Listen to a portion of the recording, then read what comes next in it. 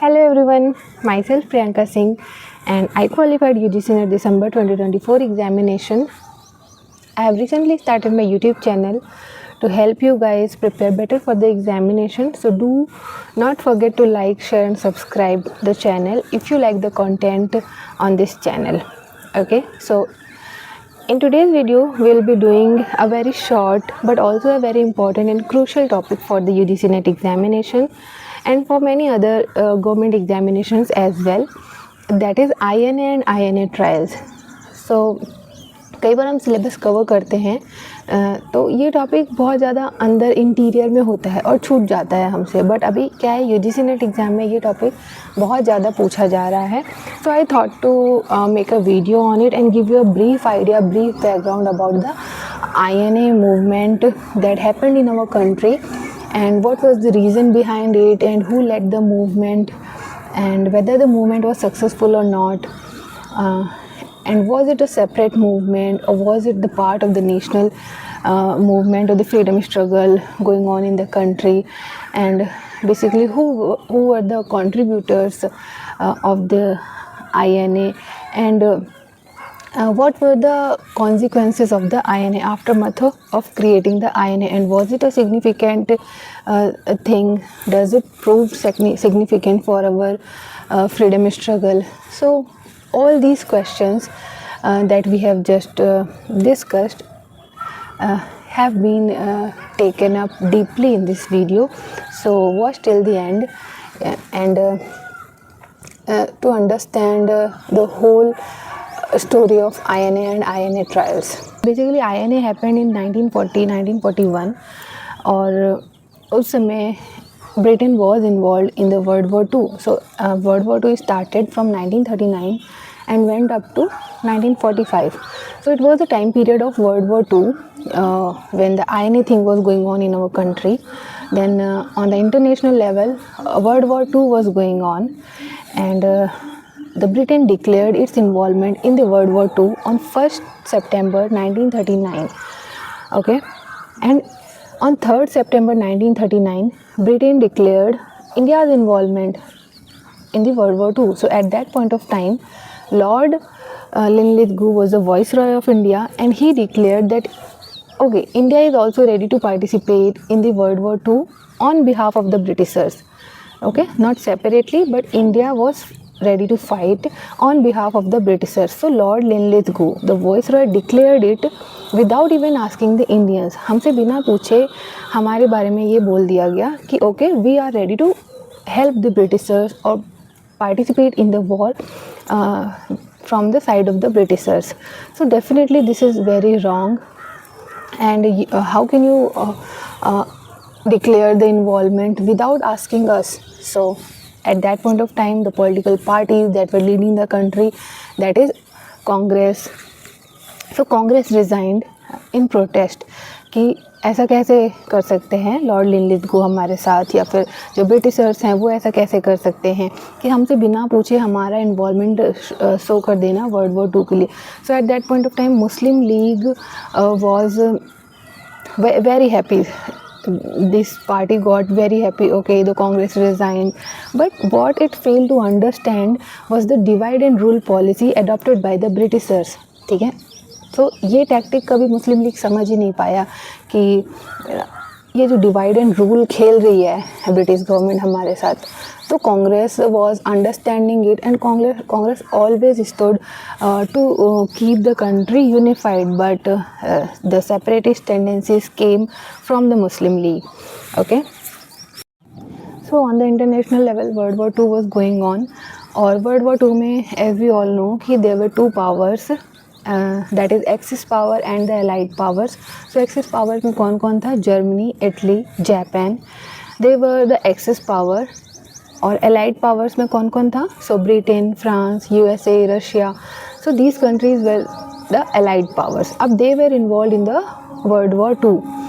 और so इस time पे Japan was attacking the British colonies in south east Asia. जैसे इंडिया क्या है, ब्रिटिश की कॉलोनी है, ब्रिटिश की कॉलोनी थी, उसी तरह से उस समय पर ब्रिटिश की और भी कॉलोनीज़ थी, जैसे मलय पेनिनसुला में थी, सिंगापुर, फिलीपींस, हांगकांग, ऐसे बहुत सारे ब्रिटिशर्स की कॉलोनीज थी in Southeast Asia. So Japan was attacking and invading these colonies, and Britain was not very much of helping nature to protect these colonies. So what happened? Japan was becoming successful in attacking these colonies. ठीक है, अब जब इन colonies पे attack कर रहे हैं तो इन colonies में ब्रिटिशर्स के साइड से कौन फाइट कर रहा था? Definitely Indians were deployed to fight in the World War II or in other places also, wherever war was going on. So Indians were the soldiers that were fighting from the Britishers side. So when Japan succeeded to invade these colonies, तो वहाँ पर जो soldiers जो Britishers के side से fight कर रहे थे उनको जापान अपने साथ ले जाता है एज प्रिजनर्स ऑफ वॉर. तो इन्हें बोलते हैं हम प्रिजनर्स ऑफ वॉर. सो इसी टाइम पे कैप्टन मोहन सिंह का रोल बहुत ज़्यादा इम्पॉर्टेंट हो जाता है. So who was captain Mohan Singh? He was an army officer from in the British army. So he was Indian army officer recruited in the British army, and he first conceived the idea of creating a unit comprising of the prisoners of war. So what does this mean? कि the first time this idea was conceived कि okay prisoners of war से भी एक unit बनाई जा सकती है, was given by Captain Mohan Singh. He was a educationist, political activist and British Indian Army officer who wanted to take the help of Japan to get India free. ठीक है, वो जापान की मदद से इंडिया को free करना चाहते थे. तो उन्होंने ये आइडिया दिया जापान को या फिर जापानीज़ गवर्नमेंट को उस पॉइंट ऑफ टाइम पे कि आप हमारी मदद करिए ऐसे यूनिट बनाने में जो जिसमें इंडियन प्रिजनर्स ऑफ वॉर होंगे और हम उनको मिला के एक ऐसी यूनिट बनाएंगे जो हमें हेल्प करेंगे टू फ्री इंडिया. ठीक है, तो दिस और उस समय जब सिंगापुर में Britishers lost their hold in Singapore, तो around 40,000 prisoners of war were ready to join that unit, that is INA. So the first idea was conceived by Captain Mohan Singh, and the first segment or regiment or unit of INA was made in September 1942. ठीक है, तो जो Singapore के prisoners of war थे, तो around 40,000 prisoners of war were ready to join the INA. ठीक है, वो तो इसलिए ज्वाइन करना चाहेंगे INA को बिकॉज उन्हें इंडिया को फ्री करना था. They also want to help India in their freedom struggle. ठीक है, हम इसलिए चाहते हैं जापान की हेल्प क्योंकि हमें इंडिया को फ्री करना है ब्रिटिश रूल से. But why Japan was helping us to get India free? So we need to understand that कि जापान वर्ल्ड वॉर 2 में अपोजिट फ्रंट पे था, ब्रिटेन उसका दुश्मन था, ब्रिटेन हमारा भी दुश्मन था उस टाइम पे. तो दुश्मन का दुश्मन दोस्त होता है, यही चीज़ यहाँ पर अप्लाई हो रही है. So definitely we got involved as in friendship with Japan because we both wanted a revengeful attitude towards the Britishers. ठीक है, तो अब दोनों पार्टीज़ में डील हो गई कि okay we will help each other and help India get free. But after some time some differences arose between Mohan Singh and the Japanese government on many issues, mainly 2-3 issues. पहला ये था कि the number of specific number of prisoners of war that Mohan Singh was demanding was refused by the Japanese government, and also the second was कि जो Japanese government थी वो जो treatment meet out कर रही थी इंडियन प्रिजनर्स ऑफ वॉर को was degrading. So they were treating Indian prisoners of war in a degrading manner, and they were made to do many of the menial tasks for the Japanese government or the army. So that really disturbed Mohan Singh, and he dissolved the first regiment of INA. So this was the story of the first regiment of INA and the contribution of Captain Mohan Singh. ठीक है, then comes the role of Subhash Chandra Bose, Raj Bihari Bose, who held the creation or the leading of the second segment of the INA. So we will try to understand it that now. So जब हम Indian independence league की बात करते हैं या फिर जब हम ये समझने की कोशिश करते हैं कि ठीक है INA फर्स्ट सेगमेंट जो था वो डिज़ोल्व हो गया, तो यहाँ पर लोगों को नीड रियलाइज़ होने लगी कि हमारे पास कोई एक ऐसी बॉडी होनी चाहिए जिसके अंडर में हम INA को प्लेस कर सकें. Then comes the role or the acknowledgement of the Ras Bihari Bose. So he was also a freedom fighter, and in 1915, when first phase of revolutionary activities were going on in India, then at that point of time he fled to Japan because he was disturbed from the Indian condition. So he fled there and he founded the Indian Tokyo Club, Indian Club of Tokyo. And he also gave lectures on the evils of Western imperialism. So all of these. So he was the one who was credited with the founding of Indian Independence League in 1942. So Ras Bihari Bose was also very impressed with the Subhash Chandra Bose. तो अब हम थोड़ा सा सुभाष चंद्र बोस के बारे में समझ लेते हैं. So he was the person that gave the slogan, famous slogan that तुम मुझे खून दो मैं तुम्हें आज़ादी दूंगा. That is, give me blood and I shall give you freedom. So जय हिंद के नारे दिए इन्होंने गांधी जी को फादर ऑफ नेशन बुलाया from his Azad Hind radio. So he was a very famous personality, and he even cleared the civil services examination in 1920 and resigned from this examination in 1921 to fight for the freedom struggle. India को आज़ादी दिलाने के लिए he had a clear vision that he wanted independent India. So that's how the Subhash Chandra Bose was, and he went on to become the mayor of Calcutta also in 1923.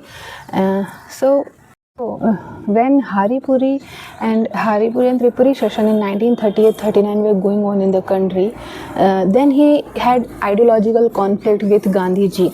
So we read about Haripuri and Tripuri session, right? तो वहाँ पर सुभाष चंद्र बोस का गांधी जी से ideological clash हो जाता है और उन्हें अपनी प्रेसिडेंट की पोजीशन से हटना पड़ता है. At that point of time he realise कि he can not fight for the Indian independence on Gandhian principles और on Gandhian lines.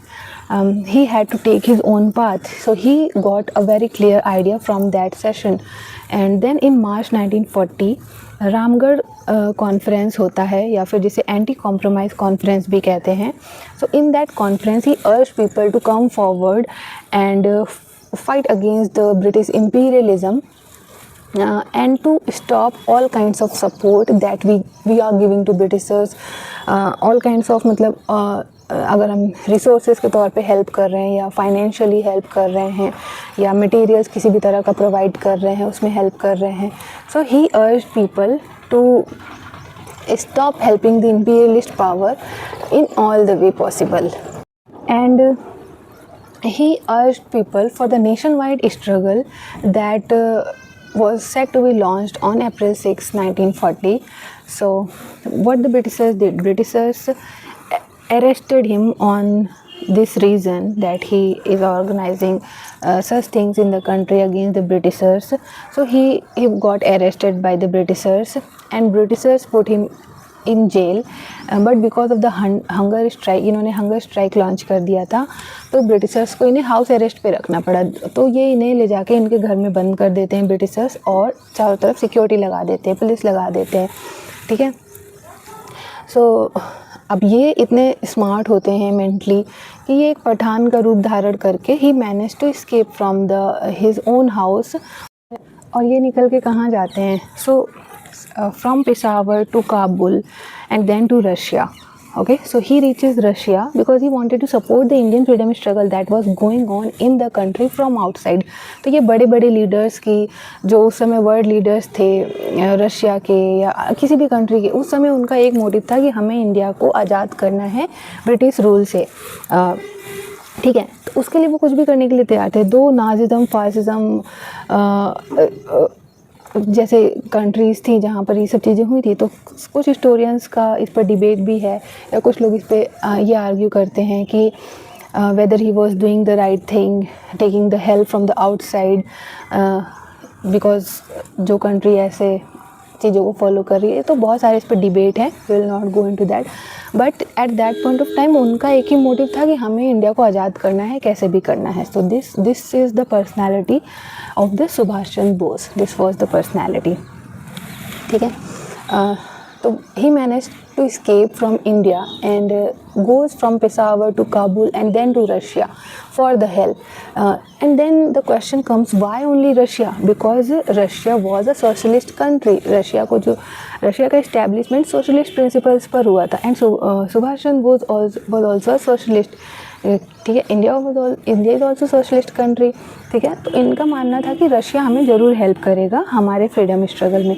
But what happened कि अब जैसा उन्होंने सोचा था वैसा नहीं हुआ. रशिया तो वर्ल्ड वॉर 2 में ब्रिटेन के साइड में था, एलाइड पावर्स में था. तो अब जब वो उसी के साइड से लड़ रहा है वर्ल्ड वॉर 2 में, तो why will it help us. ठीक है, तो यहाँ पर उनकी उम्मीदों पर पानी फिर गया. और then he move to Germany for help. वो वहाँ से निकले रशिया से अपना कि भाई यहाँ से तो कोई हेल्प मिलने वाली नहीं है. Then he went on to Germany and met Hitler under a pseudo name. उन्होंने अपना नाम चेंज किया था, ऑरलैंडो मजोटो करके, कुछ मेजोटो करके नाम रखा था. So under pseudo name he met Hitler and वहाँ पर जाके उनसे डिस्कस करते हैं कि हमें क्या अप्रोच अपनाना चाहिए इंडिया को फ्री करने के लिए, हमारी क्या मेथड होना चाहिए. दो हिटलर भी इतना ज़्यादा कुछ खास इंटरेस्टेड नहीं था, बट ठीक है, ऐसे बोल दिया था कि ठीक है, जो बन पड़ेगा हम कर देंगे. थोड़ा बहुत जो भी आपको प्रिजनर्स ऑफ वॉर्स वगैरह चाहिए होंगे लड़ने के लिए, तो दैट वी विल प्रोवाइड. जो हमसे बन पड़ेगा हम कर देंगे. बट फिर बाद में उनका हिटलर के साथ भी कुछ इशू हो जाता है because of the some of the things that Hitler wrote in his autobiography. But इन सब चीज़ों पे ध्यान ना देते हुए he focused on taking whatever kind of help he can take from Hitler. ठीक है, वहाँ पर जर्मनी में इन्होंने मुक्ति सेना बनाई थी अपनी, फ्रीडम आर्मी जिसे कहते हैं, और उसका हेडक्वार्टर ड्रेसडेन था जर्मनी में. तो और वहाँ के लोगों ने नेताजी बोलना शुरू किया. बट फिर सब बोलने लगते हैं कि भाई सुभाष चंद्र बोस को इससे क्या फ़र्क पड़ता है कि हिटलर क्या कर रहे हैं अपने ऑटोबायोग्राफी में. भाई जिस काम के लिए गए हो वो काम पे फोकस करो ना. आपको इंडिया की फ्रीडम चाहिए, उस पर फोकस करो. तो ये चीज़ें होती है उस टाइम पे. तो मई 1943 में ही रीच टू जापान.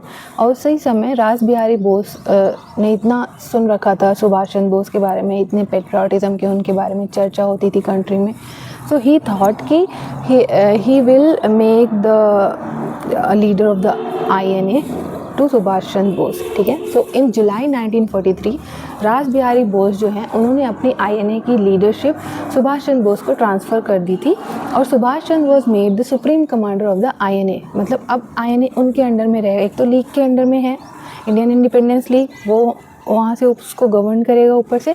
और इसकी जो लीडरशिप थी वो सुभाष चंद्र बोस को दे दी गई बाय द रास बिहारी बोस. ठीक है, सो अब इन्होंने सबसे पहला काम क्या किया सुभाष चंद्र बोस ने, तो इन्होंने आते ही एक प्रोविजनल गवर्नमेंट सेट की. भाई हम वर्क कैसे करेंगे, हमारे पास एक, क्योंकि इधर से इंडिया से तो इतना सपोर्ट ले नहीं रहे थे, ये अपना सेपरेटली वर्क कर रहे थे, अंडरग्राउंड वर्क कर रहे थे. तो इन्होंने प्रोविजनल गवर्नमेंट सेट की और डिफरेंट पोर्टफोलियोज़ अलग अलग लोगों को दे दिए. जैसे कि HC चैटर्जी को फाइनेंस का पोर्टफोलियो दे दिया, फिर लक्ष्मी स्वामीनाथन को वुमेन डिपार्टमेंट दे दिया, फिर ऐसे ही एक को ब्रॉडकास्टिंग डिपार्टमेंट दे दिया. तो ऐसे डिफरेंट पोर्टफोलियोज डिफरेंट पीपल को दे दिए गए. So that's how the provisional government was set.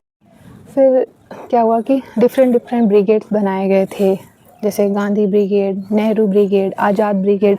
तो उसी तरह से बाद में एक गोरिल्ला ब्रिगेड बना था which was placed under Subhash Chandra Bose, और उसके कमांडर शाहनवाज खान को बनाया गया था. तो इस तरह से डिफरेंट ब्रिगेड्स बनाए गए थे उस पॉइंट ऑफ टाइम पे.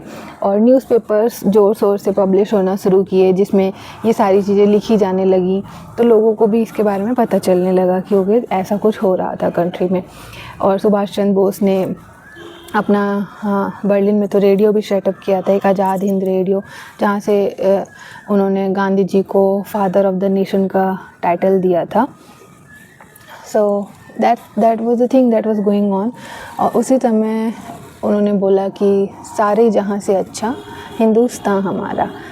That was what Subhash Chandra Bose said from the Azad Hind radio. And so in November 1943, the Japanese government handed over Andaman and Nicobar Island to India, and it was renamed as Swaraj, Shaheed and Swaraj island respectively, ठीक है। उसके बाद में जनवरी 1944 को सुभाष चंद्र बोस ने INA का headquarter shift किया from Singapore to Burma, ठीक है। पहले सिंगापुर से ऑपरेट हो रहा था, अब बर्मा से ऑपरेट हो, Burma that is Rangoon, and from there he gave the call that is Delhi चलो। अब क्या है कि एक बटालियन जो शाहनवाज़ खान कमांड कर रहे थे, तो that battalion has to move towards the Indo Burma front along with the Japanese army. तो ये डिसाइड हुआ कि अब हम एक बटालियन लेके अपनी इंडियन सॉइल्स की तरफ चलेंगे, मूव करेंगे और ब्रिटिशर्स से फाइट करेंगे, ब्रिटिशर्स को हटाने के लिए। So they came to the Indian soil. ये आर्मी टुकड़ा जो है हमारा INA का, ये आता है इंडियन सॉइल पर, बट जब along the way during the journey the treatment that Japanese gave to our Indian prisoners of war was very demoralizing for them, because the rations were denied to them and they were asked to do the menial tasks, ठीक है। ये Imphal campaign के time पे होता है। तो जो हमारा जिन यूनिट को लेकर आते हैं हम यहाँ पे, तो बेसिकली हम कोहिमा के रास्ते से इम्फाल कैंपेन करते हैं 1945। तो इस यूनिट के थ्रू हम एंटर करने की कोशिश करते हैं इंडिया में and attack on the Britishers to finish the British rule in India, ठीक है। बट इस जर्नी में जब रास्ते में हम आ रहे होते हैं, तो the treatment that Japanese army gives to our prisoners of war, that is very degrading and very demoralising for the INA, ठीक है। बट इंस्टेड फिर भी हम आते हैं और आई थिंक अप्रैल 14, 1944 को for the first time INA flag was hosted on Indian soil in Moirang, Manipur, ठीक है। So this by Colonel Malik of Bahadur Group. So what happens now कि but INA this Imphal campaign failed. Why failed? Because ये हम Japan की मदद से कर रहे थे और Japan surrendered in world war 2। अब जब जापान ने सरेंडर कर दिया है तो फिर हम किसके हेल्प से आगे की लड़ाई लड़ेंगे। So INA also had to surrender. So फिर क्या हुआ कि अब ब्रिटिशर्स ने देखना शुरू किया कि भाई ये जापान है, ये हमारे खिलाफ विद्रोह कर रहे थे। तो जब उन्होंने उनके जो सोल्जर्स हैं उनको देखा तो उसमें उन्हें इंडियंस भी मिले and it was a shock to the Britishers कि अच्छा, सो दे वर डूइंग देशद्रोह बिकॉज आप अलग कंट्री से हाथ मिला रहे हो हमारे खिलाफ। So definitely it was termed as sedition, ठीक है। और then these prisoners of war were taken back to India, brought back to India to be court martialled, ठीक है, और फॉर ट्रायल्स कि हम इनके ऊपर मुकदमा करेंगे, कार्रवाई करेंगे और लोगों को बताएंगे कि इन्होंने कितना गलत किया है अपने साथ, अपने देश के साथ में। सो इन सब चीज़ों के लिए but what happened in the country was entirely different from what Britishers had thought.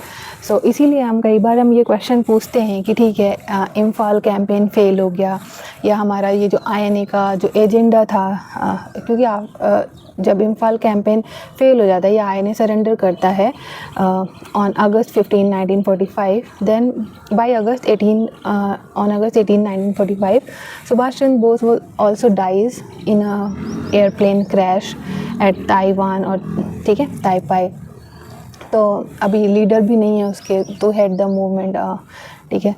तो कई बार हमारे मन में ये क्वेश्चन आता है कि so was it a failure, like क्या ये चीज़ें बस इसका कोई बेनिफिट नहीं हुआ हमें, इसका इतना ज़्यादा बेनिफिट नहीं हुआ इंडिया को, बट क्या इसका कोई सिग्निफिकेंस भी था या नहीं था? तो डेफिनेटली इसका सिग्निफिकेंस था, बिकॉज जब इन सोल्जर्स को इंडिया में लाया गया to be court martialled by the Britishers, तो इंडियंस में बहुत ज़्यादा क्रोध या आक्रोश आ गया। इन्होंने जब न्यूज़पेपर्स में पढ़ा अच्छा ये हमारे ही सोल्जर्स हैं जिन्हें ब्रिटिशर्स कोर्ट मार्शल करने वाले हैं, तो उनके मन में एक सिंपैथी जाग गई अपने सोल्जर्स के लिए और कि भाई ये तो हमारी कंट्री के लिए ही लड़ रहे थे।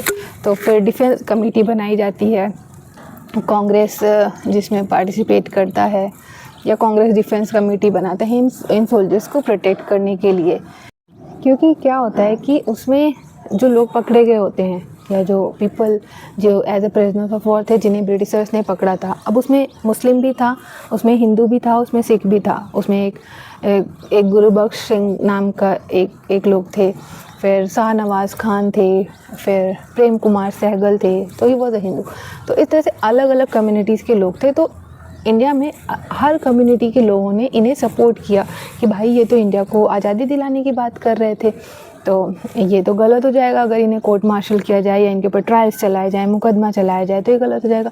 सो कांग्रेस ने डिफेंस कमेटी बनाई and they were defended by this committee. So Vallabh Bhai Desai, Jawaharlal Nehru, Aruna Asaf Ali, ठीक है, ये सब लोगों ने मिलके इनके ऊपर इनका डिफेंस किया। और ब्रिटिशर्स को अल्टीमेटली जो आक्रोश था इंडिया में वो इतना ज़्यादा था because all the political parties came together in support of these INA soldiers और इंडियन प्रिजनर्स ऑफ वॉर, ठीक है।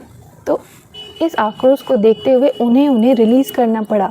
That was the movement Indian history में, ये this the glorified movement because they came out as heroes, और वो एक warriors के जैसे, हीरो के जैसे उनका वेलकम किया गया इंडिया में। तो they made entries like heroes. So that was in opposite or complete contrast to what Britishers had thought. That's how these soldiers emerged as heroes in everybody's eyes. और 5 से 11 नवंबर 1945 को हम INA वीक बोलते हैं, और 12 नवंबर 1945 को हम INA डे बोलते हैं। तो कई बार ये डेट्स आ जाते हैं एग्ज़ाम में, आप ये देख लेना। अब क्या है कि आर्मी ने भी रिवॉल्ट कर दिया है और नेवी भी रिवॉल्ट कर देगी, इंडियन एयरफोर्स रिवॉल्ट कर देती है बाद में। तो एक तरफ जब क्विट इंडिया मूवमेंट चल रहा है या क्रिप्स मिशन चल रहा है, जहाँ पर हम देसाई लियाकत पैक्ट देखते हैं और राजा जी फॉर्मूला देखते हैं, तो एक तरफ ये चीज़ें मेन स्ट्रीम में चल रही हैं, बैकग्राउंड में हमारा INA चल रहा है और INA ट्रायल्स चल रहा है। तो एक तरफ सिविलियन पॉपुलेशन तो सपोर्ट कर नहीं रही है, दूसरी तरफ आर्मी, नेवी, इंडियन एयरफोर्स सब जगह रिबेलियस एटीट्यूड है। तो भाई हमने एक क्लियर मैसेज दे दिया कि now it is not possible to rule over us. अब हमारे पर रूल करना पॉसिबल नहीं है और हमें आज़ादी दो और जाओ, हम संभाल लेंगे अपने हाल पे, हमें छोड़ दो, we will manage. So Britishers also realise this and eventually they started planning कि how to leave the country, in which condition to leave the country and all of these things. So उन्होंने फिर उस पर work करना शुरू किया।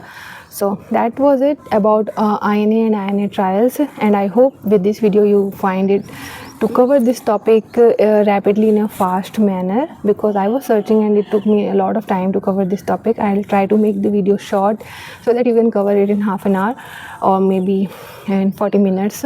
So if you like the video, so don't forget to like, share and subscribe, and also keep staying in touch, because we will be covering I'll be covering many of the topics of the history in such manner for your UGC NET examination, and also some of the topics of the paper 1. So stay in touch. Thank you.